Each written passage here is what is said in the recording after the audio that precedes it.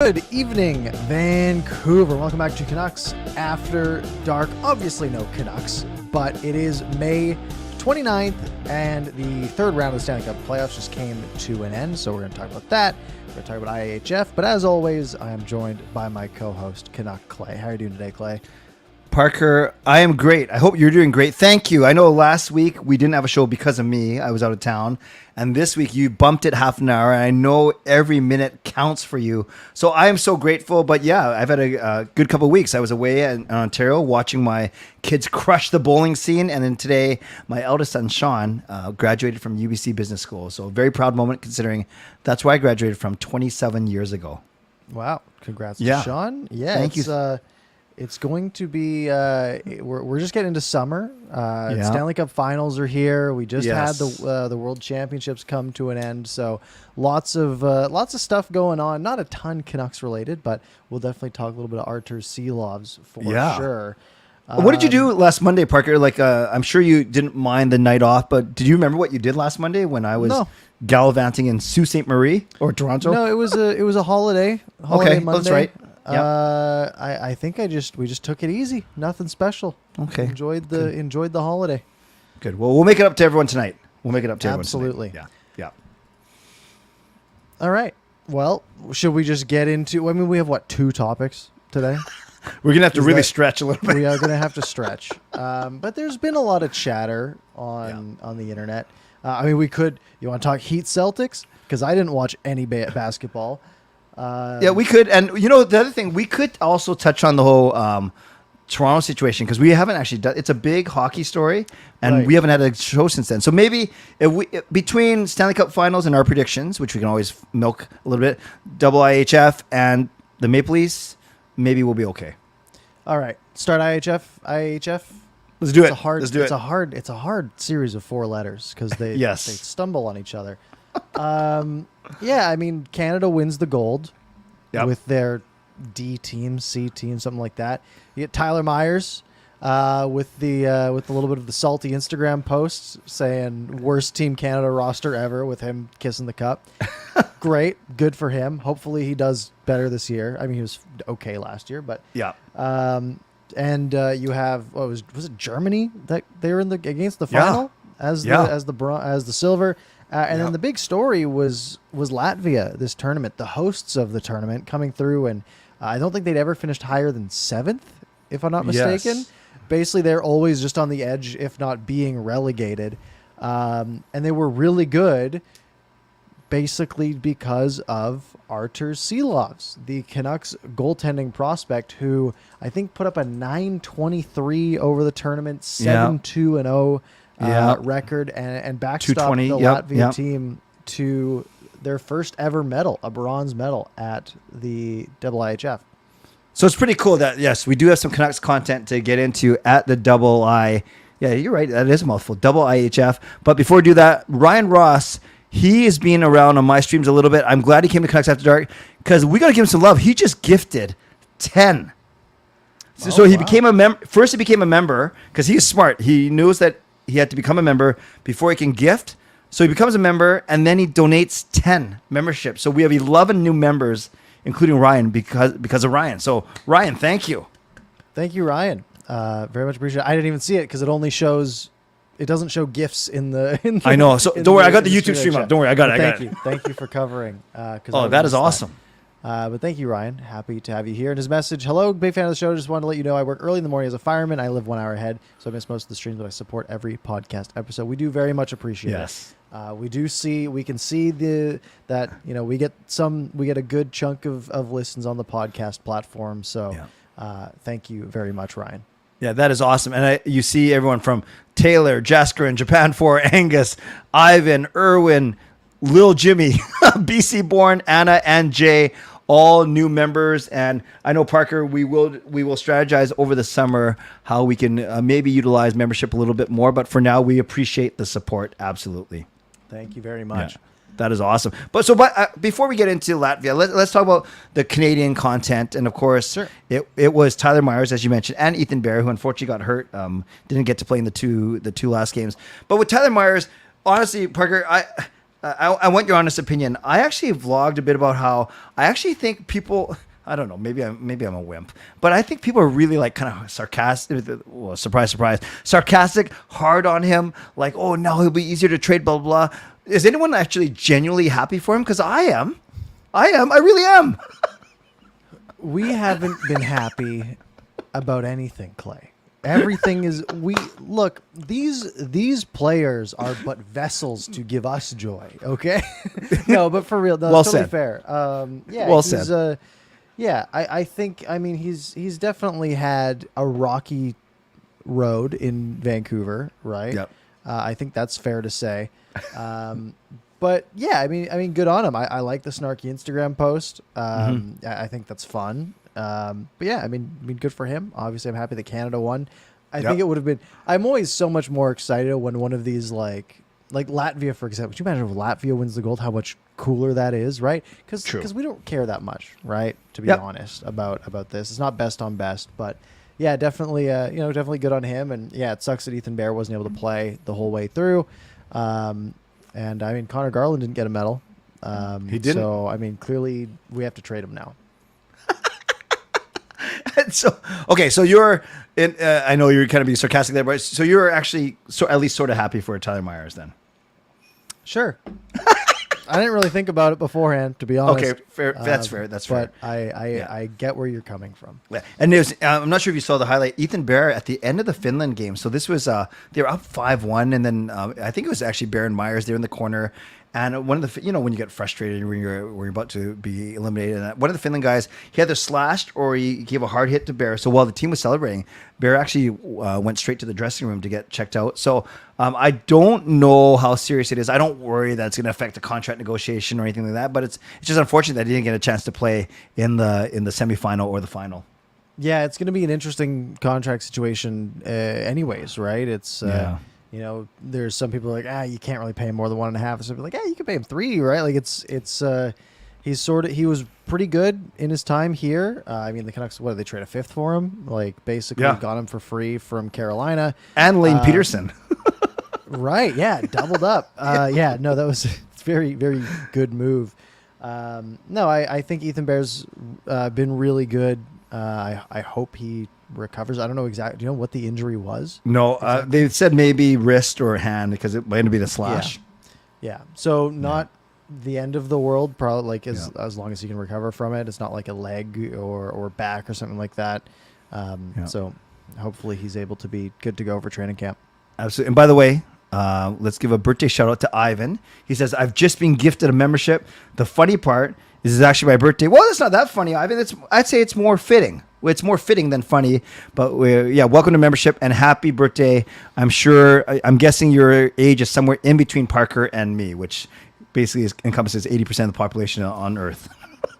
It is probably a lot of our analytics. I think that's fair. Okay, and before we get to Latvia, Connor Garland doesn't get a medal, gets 8 points in 10 games. That U.S. team, I didn't really watch them that much, but so that's enough said. So let's go to the big fish. Not only an all-star, but the MVP, Parker, of the entire tournament. Yeah, so I think I said 923. It was a 921. Yeah, my mistake. 2.2 goals against average. Wow. I mean, what more can you ask for, right? A goaltender on a team that most people would expect to finish bottom 4 in the tournament, right? Potentially getting relegated. First game of the tournament, they get shelled in the first 5 minutes. I think they're down a couple to Canada early, so they put Silovs in. They lose that game, but he played 55 minutes of it. Didn't get credit for the loss because they didn't score while he was out there. And he was just absolutely phenomenal, right? Basically carried this team. And you think about the talent he's playing against, right? Like there's some teams that aren't phenomenal and there aren't NHL players, but that bronze medal game was against the United States, right? They had Connor Garland. They had NHL players. It was basically an NHL roster that he backstopped and absolutely carried that Latvia team to just be named goaltender of the tournament, let alone tournament MVP as a whole for the bronze medal team, right? It wasn't a gold medal winning player that got tournament MVP, which is probably pretty rare. Yeah. Just absolutely very optimistic for the Canucks. And by the way, did you notice last year he played in the World Championship too? No, I didn't know that actually. Well, apparently he did, and he played 4 games, and he went 2-2 and had a .952.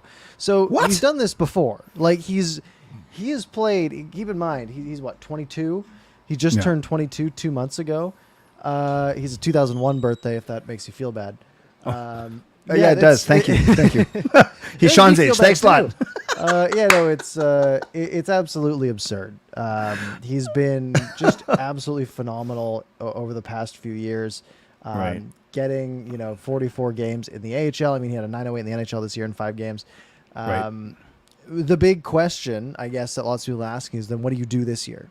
Right? Okay, so I want to hear your answer, but before we get to that, really quickly, before this appearance, so we saw the cup of tea. He had the 5 games, going 3-2, as you mentioned. Then we saw that he had a really good year in Abbotsford, even though Spencer Martin actually played a tiny bit more than him down the stretch and in the playoffs. So before this World Championship, Parker, what did you think of him, if anything? I was pretty high on him, to be honest. I mean, just based on his age. Right. You have a guy who was, for the most part in this season, he was a 21-year-old goalie. Right. And we know goalies usually don't make it till they're 24, 25 years old. Right.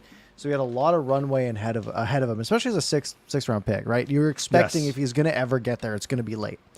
Yes. For him to basically just go out and, I mean, you just look at the stats historically, right? So in 2022, so last year, right, 2021, 2022, he played 10 AHL games, just had an .888, but played 10 games in the coast and put up a .920. 6 games internationally for Latvia and put up a .968, 4 of which were at the World Championship. And then he comes out this year and he basically battles for the number 1 spot in the AHL. And holds his own, right? 909. Yes. I don't know what league average AHL goalies are, but I know in the NHL this year it was 905. Yep. Or no, it was the league average was like 900 in the NHL. It's normally about 905. But he was, a 909 is very solid. 26, 12, and 5. It's a great record. Oh, that's great. That is AHL starting goalie caliber as a 21-year-old for this entire season for the most part. I mean, you got to think that the sky, there's so much more room ahead of him. Right. Okay. So I'm with you. It was almost like I actually fell in love, too strong of a word. But yeah, I was really intrigued by him, almost like I was a year ago with Spencer Martin. Remember how Spencer Martin was so good and he was really, and then he kind of struggled and that kind of paved the way to Silovs, blah, blah, blah. Now they're both kind of going to battle each other. So yes, I cut you off, but you're about to lay out, I'm guessing, the scenarios for next season in regards to him, Demko, and Martin. Yeah, so that's sort of been doing the rounds the last few days. That question of, you basically have Thatcher Demko as your number 1, right? Yep. Barring injury, he should play 55 games, maybe 58, something like that. And then you need a backup goalie. Yeah. Canucks don't have money. They can't go the Braden Holtby route, the R. Halak route. They can't go get a veteran backup goalie because they can't afford it. So you've got Spencer Martin, who not this previous year, but the year before was absolutely unbelievable. Mm-hmm. But it was a one-off, right? Like he clearly was doing something that was above and beyond what he was expected to, because he was like 25, 26 years old. But he had been basically, an AHL caliber goalie, right? Mm-hmm. So he plays 6, he gets 6 NHL games, puts up a .950, fantastic. Then this last year he appears in 29 Canucks games and put up an .871. That many? He played 20. Yeah. Well, Demko was hurt. Yes. Yeah. And Silovs got 5. But yeah, he just wasn't that good this year. 3.99 goals against average, still 11, 15, and 1 for a backup. Not terrible win-loss, but you need that save percentage to come way up, and the goals against to go way down. But then he went back to the AHL and was good, right? 916 in the AHL this year, 929 in the playoffs. Very, very good. Yes. So the question is, do you want to play Spencer Martin in those 29 games again this year, risking basically an 871 or potentially a 920, who knows? Or your other option is Arturs Silovs, who has basically appeared in as many NHL games for the Canucks as Spencer Martin had previously after his really good year. We put up a 950. I mean, Silovs put up a 908 in 5 games. That's pretty good. So what do you do here? What do I do here? Well, prior to the World Championships, I was saying, okay, it's going to be Demko and it's going to be Martin and Silovs battling for a backup position. They might, as you said, they might not even have enough money to bring in a good veteran competition. So they're capped out. So maybe it's going to be Demko and Martin once again, and then give Silovs the lion's share of the games in Abbotsford because there's no rush. Demko's still under a great contract, 3 more years at $5 million. That's the way I was thinking prior to the World Championships. And despite a bit of a temptation to change my thinking and say, wow, Silovs is ready. Look, he just dominated world competition, adults, or whatever. I'm still in the same spot that I was 2 weeks ago. I think this is great for Silovs' confidence, but I don't see a need to rush him at all. If you said he's only 21 years old, or 22 years old, for me, there's no rush. Yeah.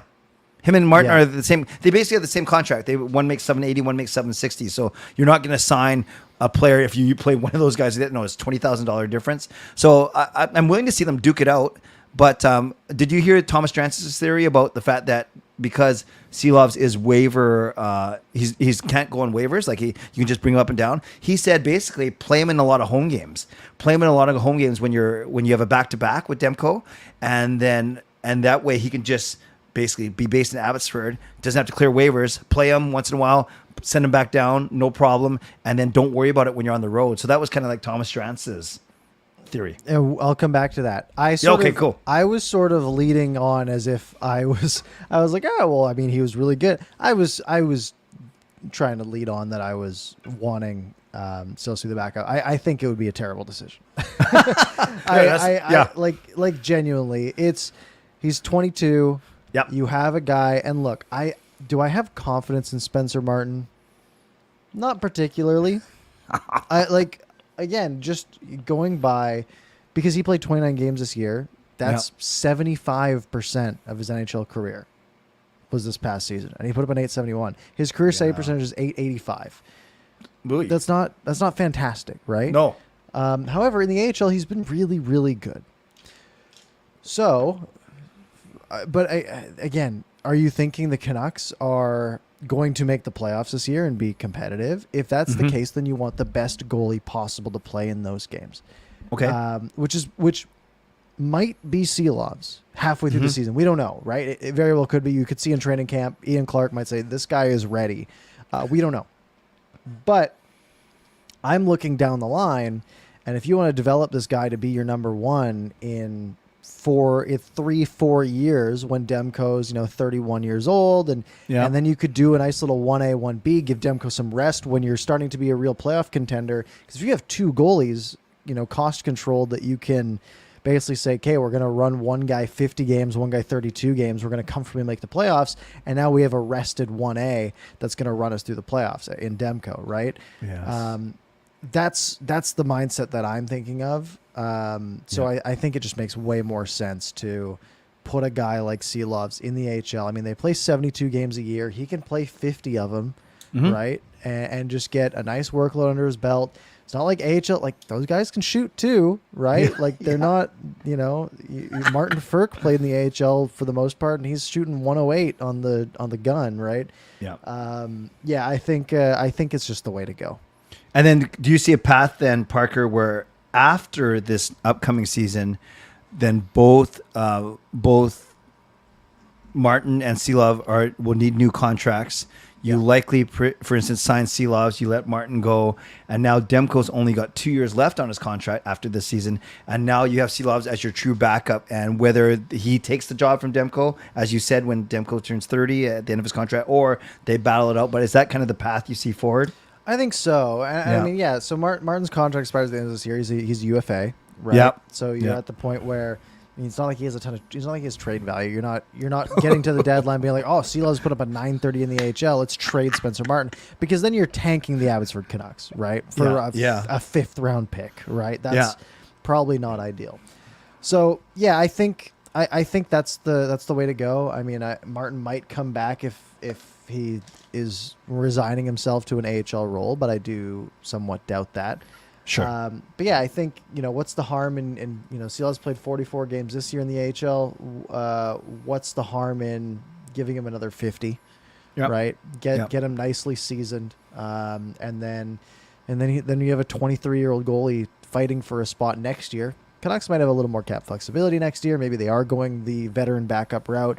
It's burned them a couple of times with Holtby and Halak, but different management group. Yeah.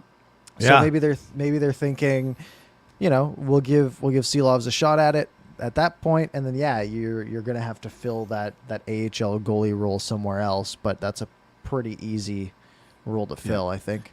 Yeah, great point about not spending too much money and messing up. Yeah, Holtby, we ended up having to buy him out, and Halak with all his bonuses, we were paying him for a year he wasn't even here. So you mentioned you were going to get back to the Thomas Drance theory about playing him at home and things like that. I don't hate it. Yeah. Because you think about it, you're going to have 23 guys on your roster, right? And normally teams do 14, 7, and 3 or 2. So 14 forwards, 7 defensemen, 2 goalies. Sometimes they'll do 13 forwards, 8 defensemen, 2 goalies. But if you're at home, right? Let's say you're on a 5-game homestand. The AHL normally plays on weekends for the most part. Like Friday, they'll play like Thursday, Saturday, Sunday, or something like that, right? Like they try to have a couple of days for travel, because they're not taking planes for the most part all the time. At least like on the East, they're not. So they might have like a 4-day break between games, right? And they might be thinking, well, maybe we have a back-to-back at home, which is rare. But possible. Maybe we have a back-to-back at home. We want to put Demko in one night. We want to put Silovs in the second night. They're on a break. Yeah, we can call them up.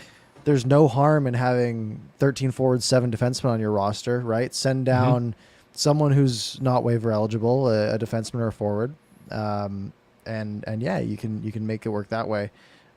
So it's feasible and reasonable.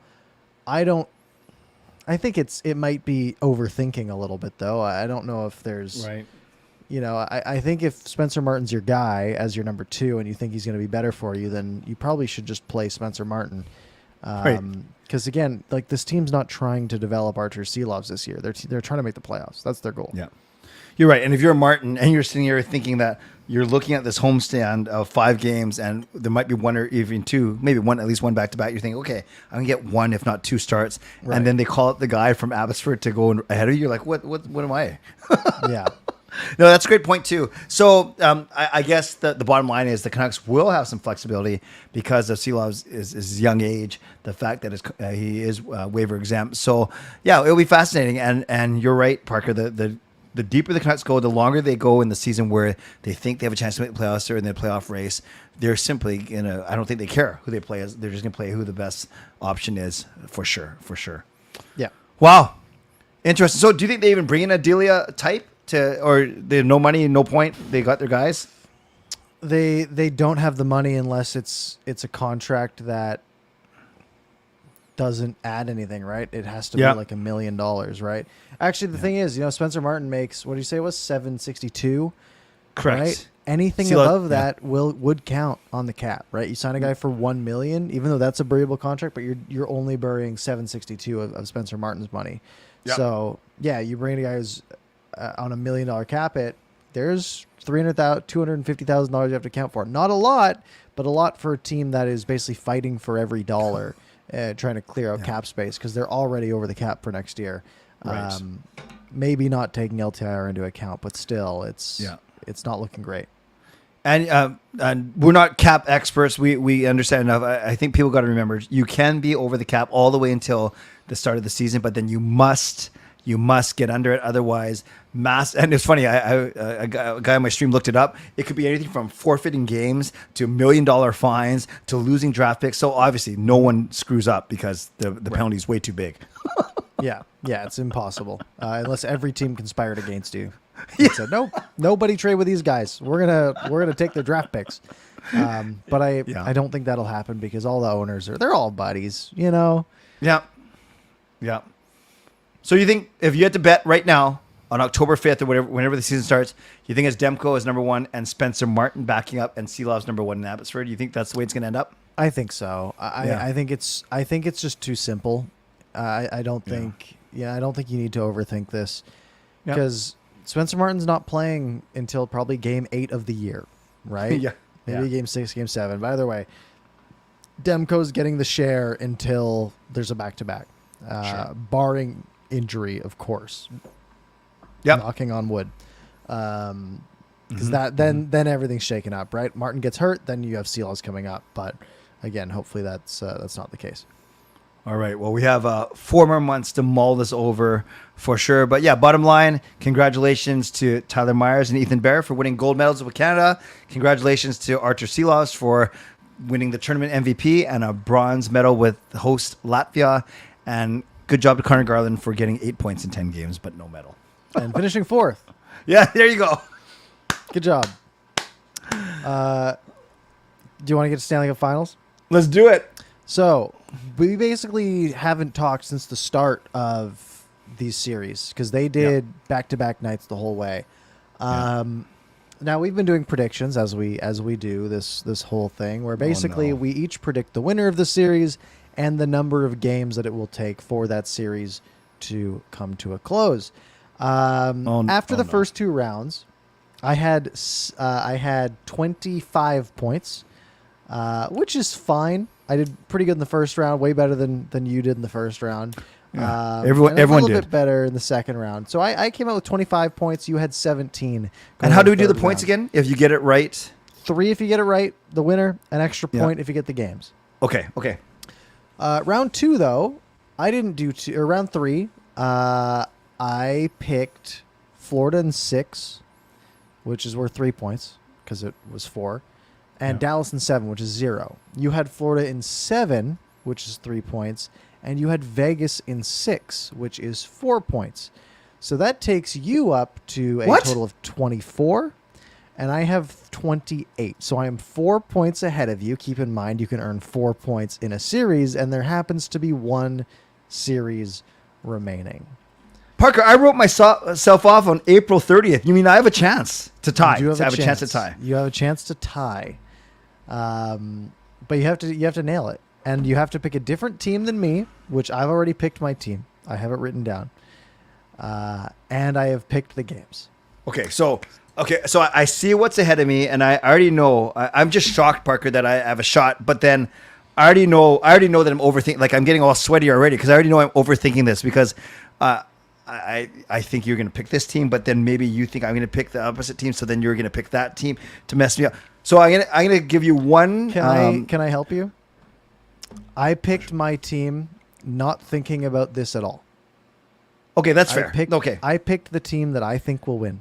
No, you're a man of integrity, as always. Okay, so I have one question for you before I give my prediction. Then, do you want to do it as we've been doing? As in, I'll say mine. I trust that you say yours, and then if it's the same, too bad for me. If it's different, great. Or do you want to state your team and I just take the opposite team? I want to do the second one.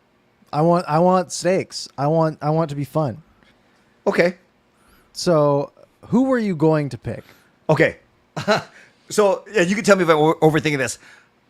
Even though I think Vegas is the better team, I think although they destroyed Dallas, I can't believe I'm saying this. They did crush Dallas. Yeah. And Florida had 4 1-goal victories, but they still been off for 5 or 6 days. Yeah, I mean, hey, Rod Brindamore said it doesn't even count as a sweep. He just proclaimed it doesn't even count. The games are too close. Yeah, apparently they won all those games. Yeah. That was the most confusing thing I've ever heard. So, that was hilarious. Okay, so if we were playing fairly and normally, I would have said Panthers in 7. Okay, so you get Vegas. Because you want Florida. I'm taking Florida. Okay. it's my heart talking a lot more than my head. However, Florida has been fantastic. I mean, they beat Boston, they beat Toronto, and now they cruised through the Canes. Sure, the games were close, but 4 wins is 4 wins. It is a sweep, Rod. I am sorry to tell you. Vegas has been pretty good, though. I mean, you think of the teams they knocked off, right? Yeah. They went through Winnipeg pretty easily.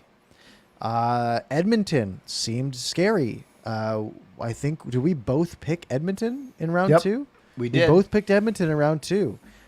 Vegas went right through them. And now Dallas, they crushed Dallas. So I'm taking Florida in 6 games. The games doesn't really matter for me. The games matter for you. For you, you need to pick Vegas. Yeah, and I need to nail the games. You need to pick the correct number of games. And then if that happens, then we'll have some sort of tiebreaker. Then it's only a tie. Okay, so this is what, friends, I'm declaring to all of you Canucks After Dark that yes, and this isn't me doing a verbal free roll or an excuse. I too want to pick Florida, but I'm glad that Parker is giving me this opportunity. So I declare my gratitude to Parker. So yes, I wanted Florida in 7, but I will take, for the purposes of this pool, I will take Vegas in 7. 7. Wow. So we're looking at that last game. Yep. So, tiebreaker-wise, how many goals will be scored in the series? If it comes to it, or do you want to do something different as a tiebreaker? We can wait till after it happens and then do some sort of other tiebreaker. Because this might actually kill the suspense if one of us let's is do closer. This. If by fluke we end up tied, we will have the viewers decide the tiebreaker for us. Sounds good. Okay. I agree. So I only have one opportunity. So this exact thing has to happen. Vegas has to win in 7. Yes. All right. I'll take it. I said Florida in 6. I want to change that to Florida in 5. Because that would be best case scenario for me. Because I will be in Vegas during Game 5. And I think it would be excellent if Florida won the Stanley Cup with me there. Okay. Oh, yes. That would be amazing. That would be amazing. Fantastic. It's a Tuesday night. Too bad. We might have to do an emergency Canucks After Dark. If you go to that game. Yeah, I could pull it off. Okay, I figured we'd do one the night before, but we can do it Tuesday also. Okay. Well, I tell you what. If you're we'll talk. If you're going to the game, whatever. We'll see. We'll figure it out. Yeah, we always do. So Excellent. every fiber of my being, much like it looks like 90%. Actually, can you do a quick poll, Parker? Because let's fire a poll up. Yeah. So as Parker's doing that, basically, it looks like just eyeball 90% of you want Florida to win. Who do you want to win, or who do you think will win? Who will win? Who will win? Then they can use who they think or who they want, but who will win? All right. Yeah. Poll is live. Who? Tell me. It is. Most people are saying Florida, so I'm actually curious into what you guys are all thinking. Yeah. And tell us why too. Obviously you can't tell us why in the poll, but you can certainly put in the chat. Tell us why. Tell us why you think Florida's Vegas. Vegas had the early lead, but now Florida is pushing away with it. Jaskran seems to have been right about 70% Florida as of right now. I'm not that confident. Yeah. If I had to handicap this, I would put it right at 50-50. But you want Florida to win because you don't like Vegas or because you like Florida? Both. Okay. I would love to see Luongo win. I think Tkachuk has been so phenomenal and has made me a big fan of his. And I really don't like Vegas. I really don't. No. That was a great, looking back, it was 2018 when Washington won. Yeah. That was a great time. I was in Vegas right before that too. Wow. You go to Vegas a lot. It was 5 years ago. It was yeah. But yeah, it was that was good. I went big. I bet $30 on the Washington Capitals to win Game 7 against Tampa Bay, and that hit, which was nice. That's a big bet for me. Did it pay for your trip? Nope, because I won like $35 profit. Well, maybe you flew Swoop or something. It was like plus 120. I did fly Allegiant. Okay, which the flight was cheap. Yeah, good. So I'll end the poll here. 76% Florida. Yeah. Wow. That's crazy. Yeah, the Luongo. I think the Luongo thing is a factor. By the way, did you see Tkachuk on the NBA on TNT panel? I did. He came across Shaq so doesn't good. know anything. So the two takeaways. Shaq thought that he came up with the term home ice advantage, and that he came up with the revelation. And then I love how the other guys basically chided him. But I thought Matthew Tkachuk came across really well and really likable, quite frankly. Yeah, that quote of him being like, "Shaq, we made it in by 1 point. Yeah, we do not have home ice advantage."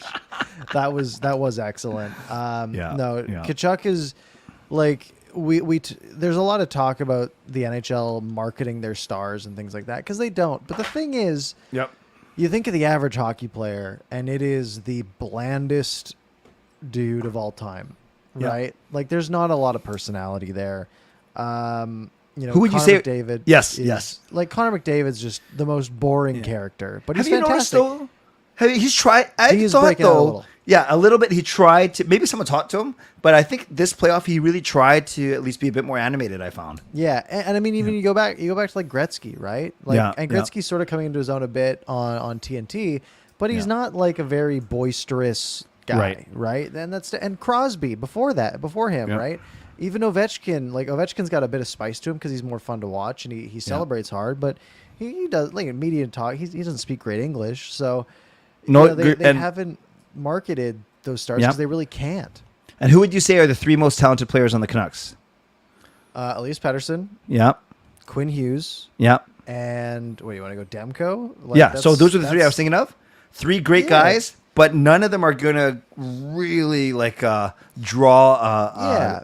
Patterson's had some moments, a couple of spicy moments. But I think Tkachuk going on TNT and Charles Barkley's been a huge push, and I think Barkley's going to make a big difference for the NHL. I mean, I think the NHL is on the finals are on TNT in the States. TNT has the finals, so I'd love to see if they get Barkley in there on that panel with, the Gretzky and Biz and everybody panel. I think and like Lundqvist, and that would be a very good move. He's a big hockey fan. I think that's just.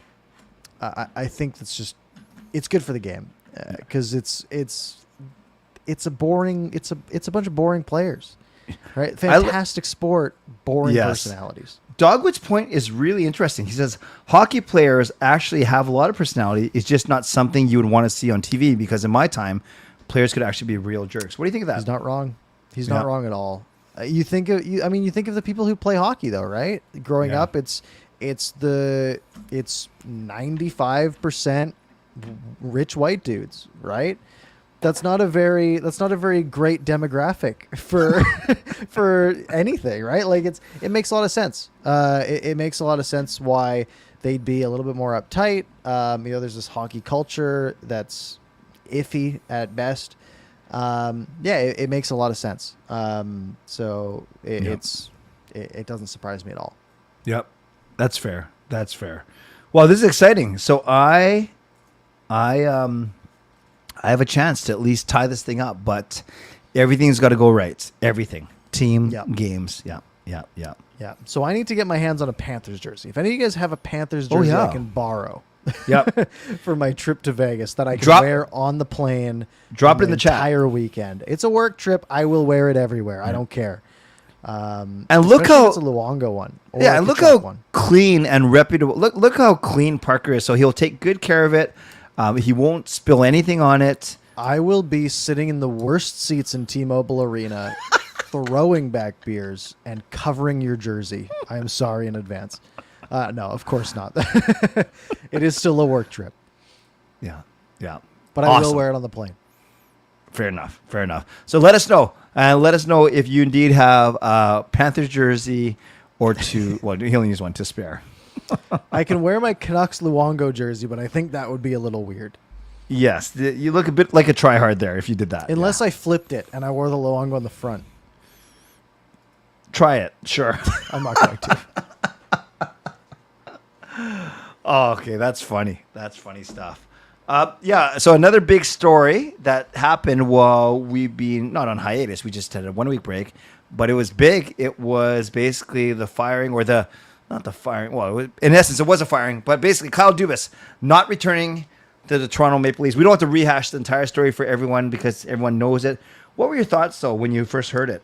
Yeah, and all intents and purposes, a firing, right? Yeah. I mean, sure, his contract expired, but they had plans to re-sign him, and then after that press conference, Shanahan basically doubled back and said, you don't seem fully committed because you thought about your family. Yes. Which was very odd to me.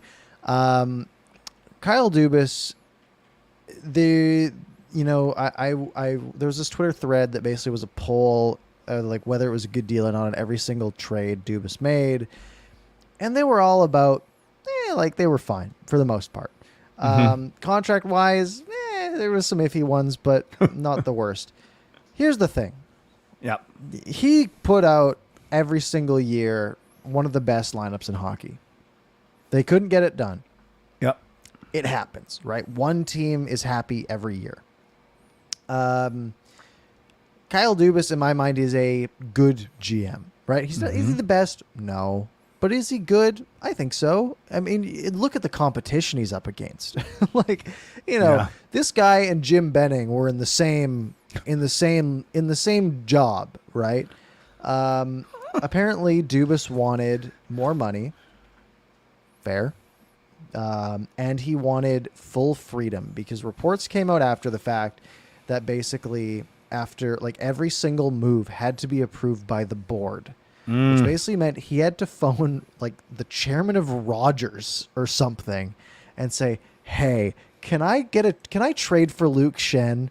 like so there, that meme of Kyle Dubas holding one phone in each hand and like talking like that might have been what he was doing. Like he might have been on the phone with like the other GM being like, "Sorry, I got to call the VP of Bell and make sure that we can make this trade. Sorry."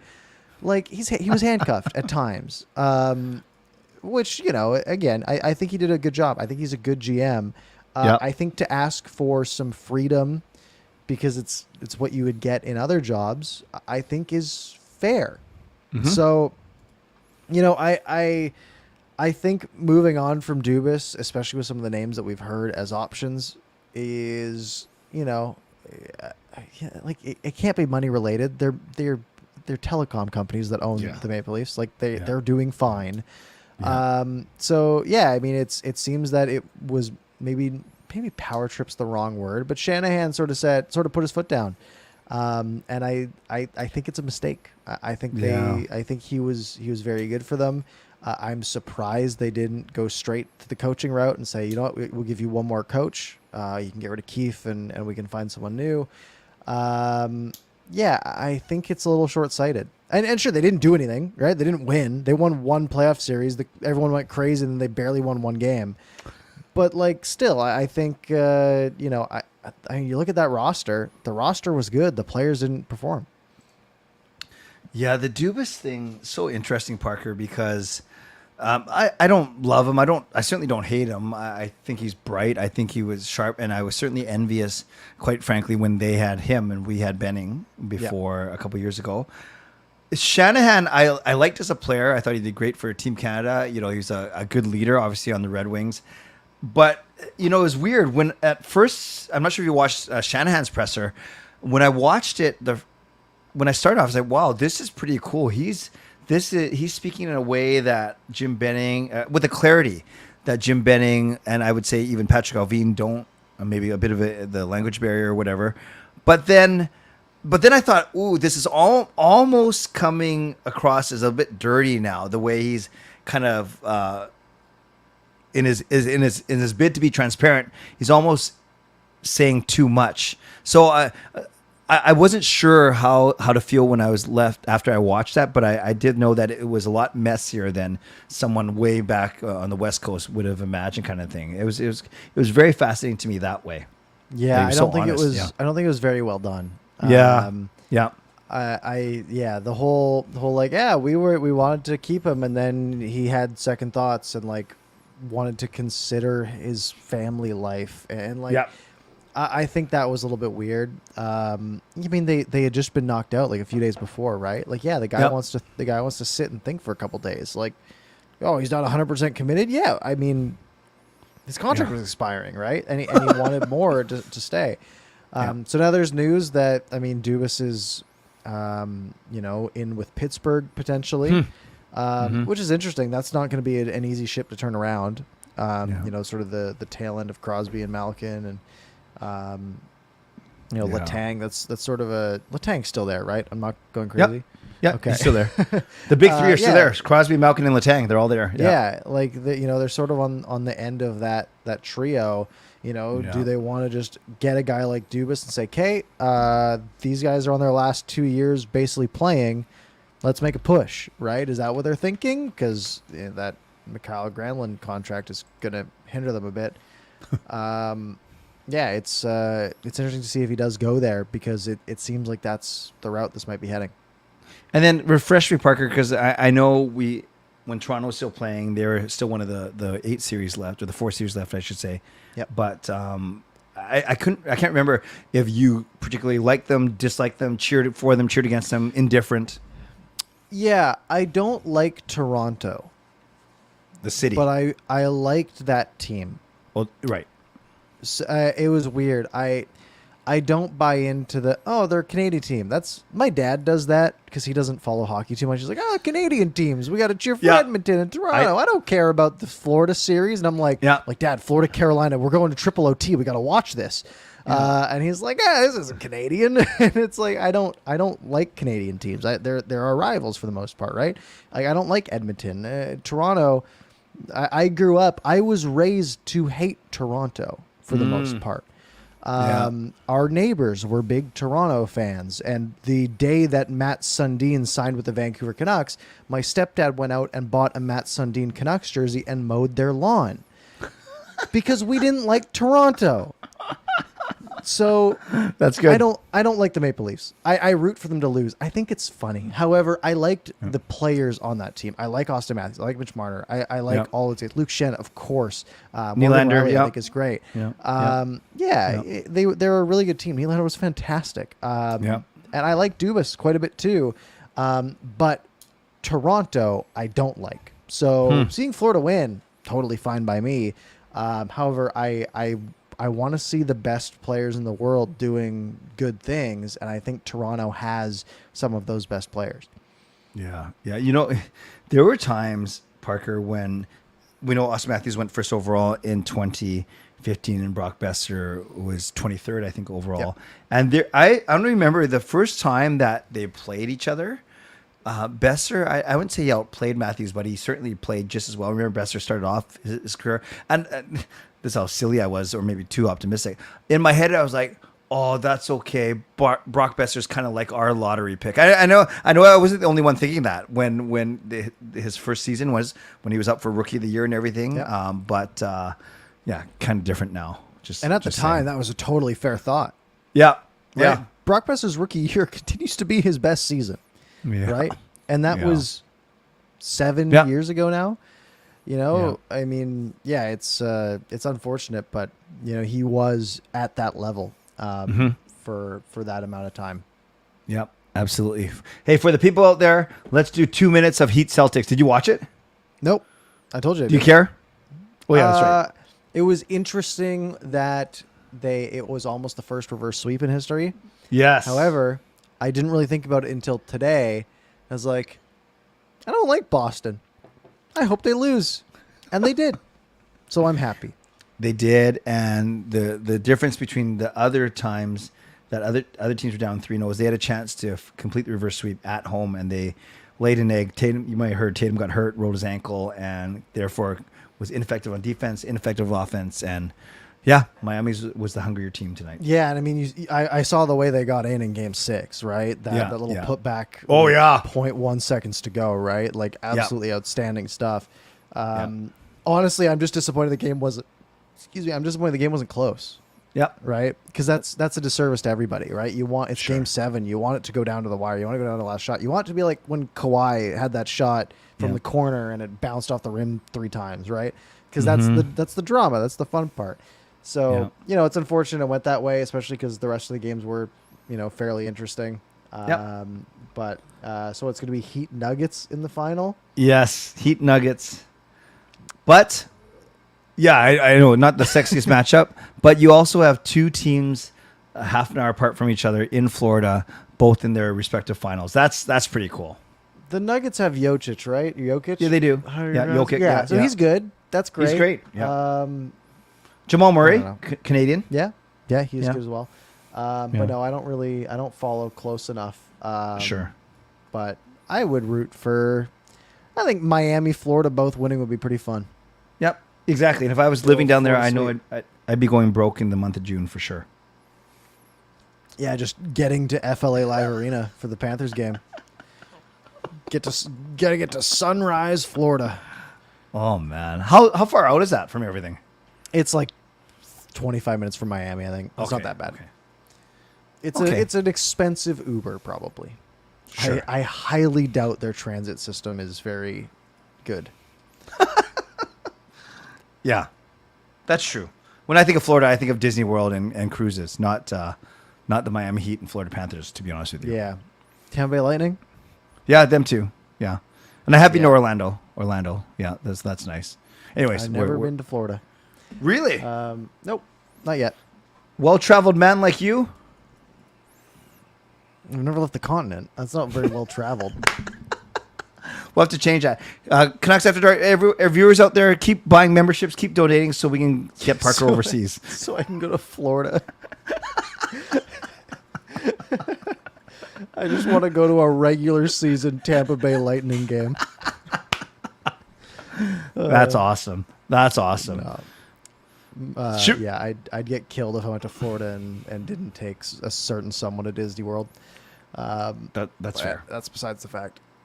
That's fair. Well, you want to do... we haven't done viewer questions for about 2 months. You want to do it for 5 minutes? Let's do it. Yes, let's go. Let's get some viewer questions. It can be about the Canucks. It can be about Arturs Silovs. It could be about, the goaltending controversy. It could be about basketball. Hopefully not. It could be about the double IHF. Yeah. It could be about Stanley Cup Final. Yeah. It could be about anything, really. Anything. Fangirl asks, does Parker think Myers could be traded this offseason for cap relief? I like that you're not involved in this question. I think that's very fun. Well, I like to say because she comes to my streams, but it might not have anything to do with that. Yeah, no, that's what I assumed, but this is more fun. Maybe not. It's fine. It doesn't matter what you think, apparently. No. Could he be traded this offseason for cap relief? Not fully, but partially. I saw a proposal, I think it was Mike Gold, who I think is a Flames guy on Twitter, and he proposed, I think it was, I don't know what team it was. Who has the 13th overall pick? I know you don't have an answer to that. Yeah. I'm trying to find the Tankathon page, but it's not coming up. There it is. Let's go with... that would be the Washington. Buffalo Sabres. Oh, okay. Washington's 8th. The proposal was the Canucks trade Tyler Myers 25% retained.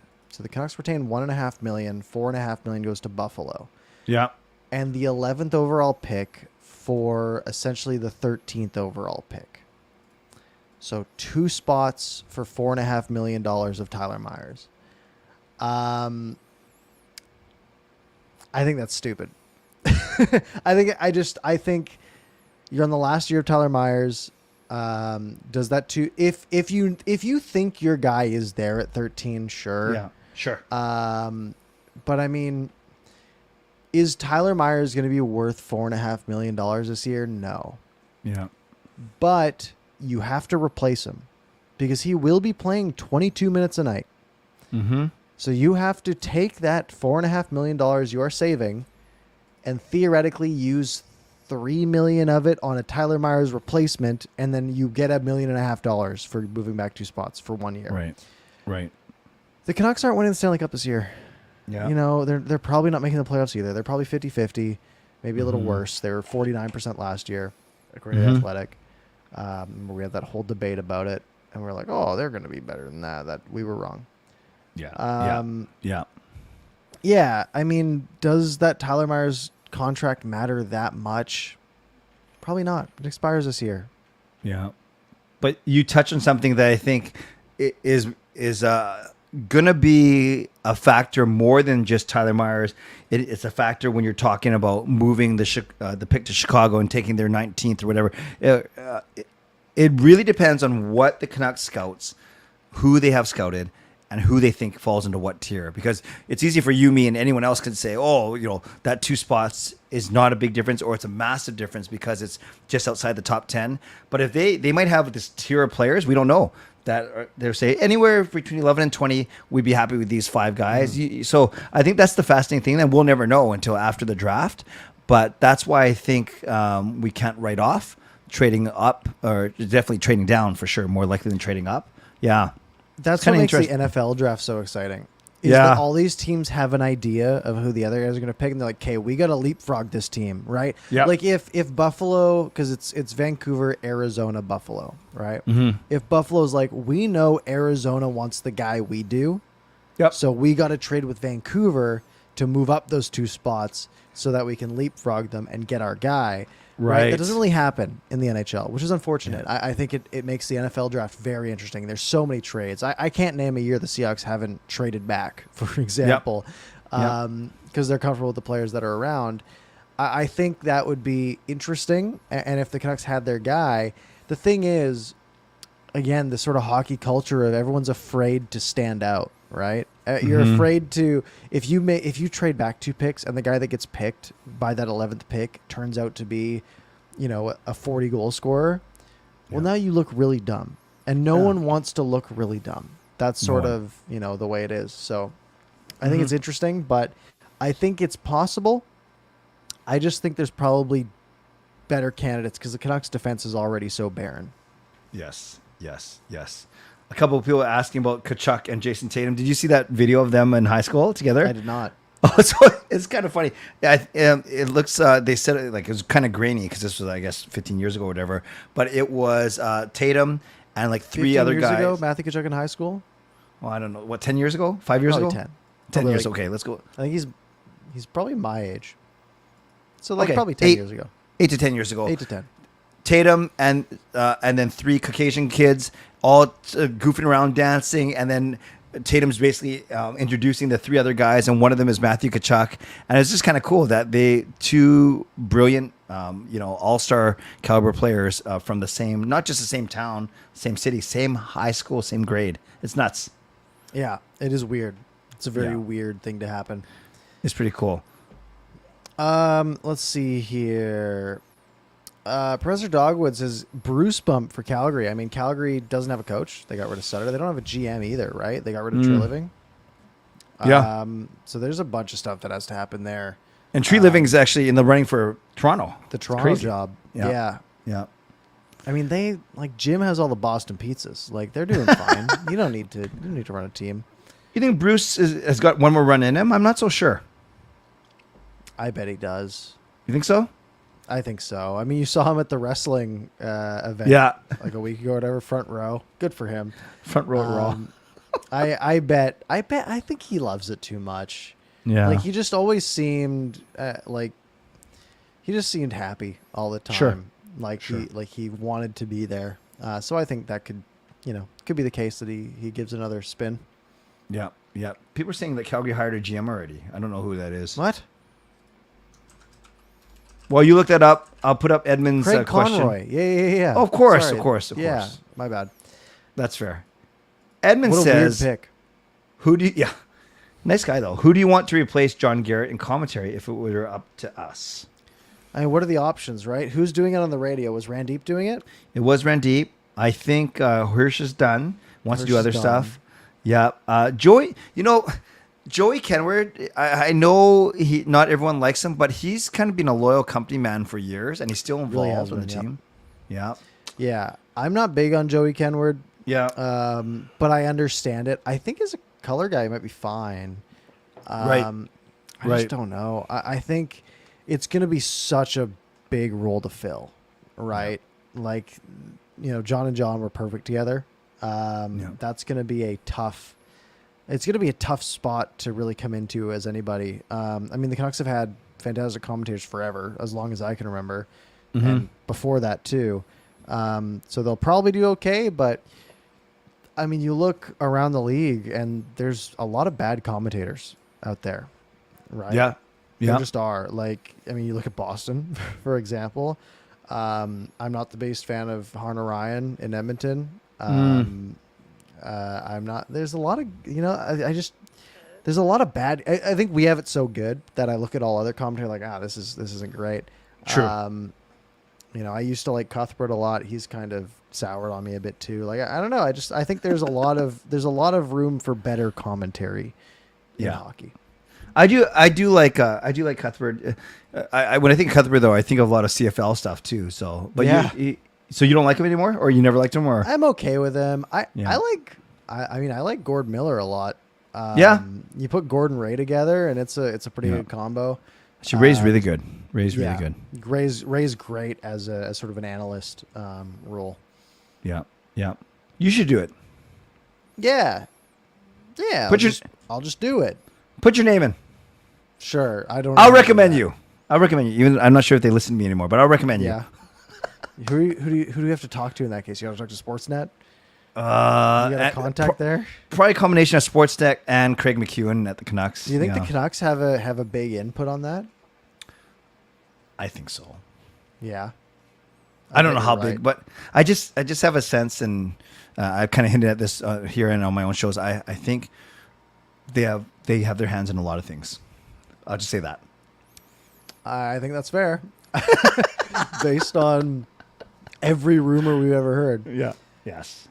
Indeed. Okay. On that note. Any other questions you want to take here? Actually, there's some good ones. I just cognizant at the time. Let's take a couple. I'm okay. All right. If you're okay for a couple more. I'm good. I am good. No. You're normally going until what, midnight? When do you normally do? 11:15? Yeah. 12? Yeah, but not tonight. This is my one and only tonight. Spartan asked 2 questions. And this one, you mentioned Garland got 8 points in 10 games this tournament. Does that change the potential return? I don't think so. I think I unless he won tournament MVP and won 20, got 25 points, 8 and 10 is fine for a tournament like this. But I don't think it changes anyone's view of him. That's my opinion, at least. Connor Garland's good. Yeah. I stand by it. Yeah. I stand by that video because it did okay. Yeah. I think... but they're not going to get more from just because of his... No. That's what he's saying. No, I don't think that's going to impact trade value. Do I think the Canucks should keep him? I do. And I think my video was very self-explanatory on that. I think this should be all the more reason for the Canucks to say, okay, maybe we shouldn't be trying to shed this guy and give up stuff to get rid of him. Right. I think that would be very, very, very short-sighted. Yeah. Oh, BL Tubes mentions Satyar Shah as color. Yeah, I mean, that could work. Yeah, I like Sat a lot. Has he done any? No, color? and I because normally people go radio first, right? Yeah, I don't know. So I like Sat a tougher. lot. Yeah, me too. Mm-hmm. All right. Any other ones?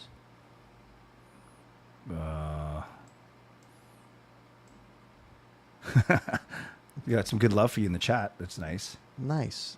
Taylor wants me to do it. Jaskaran thinks that teams need to look at my video and change their opinions on Garland. I just need the Canucks to change their opinion. I just need them to not trade him for nothing.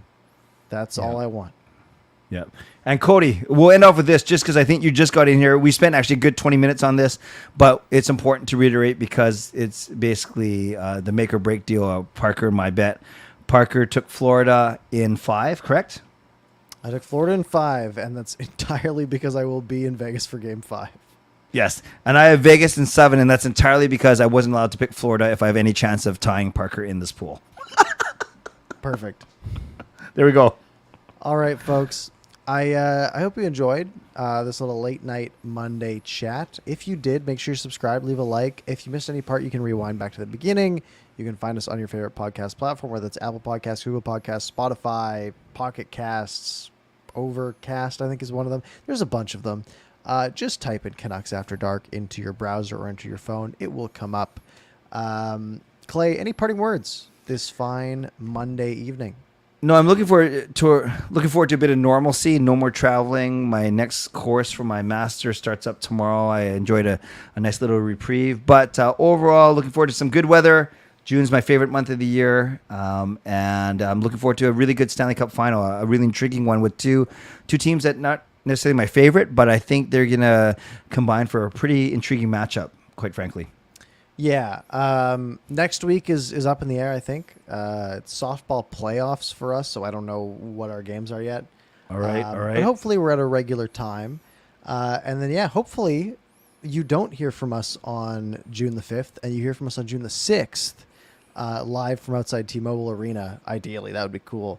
No, isn't that June 13th? Sorry, June 13th. Yeah. Yeah. Sorry, I got mixed up. We'll make it work. I was looking at the... Next week is June 5th, the week after. Yeah. But hopefully we can do something there. Go Panthers. I hope the Golden Knights get crushed in not 4 games, because that would make me sad. I think that's it. Thank you all for joining us. Have a lovely rest of your week, and we will talk to you next time.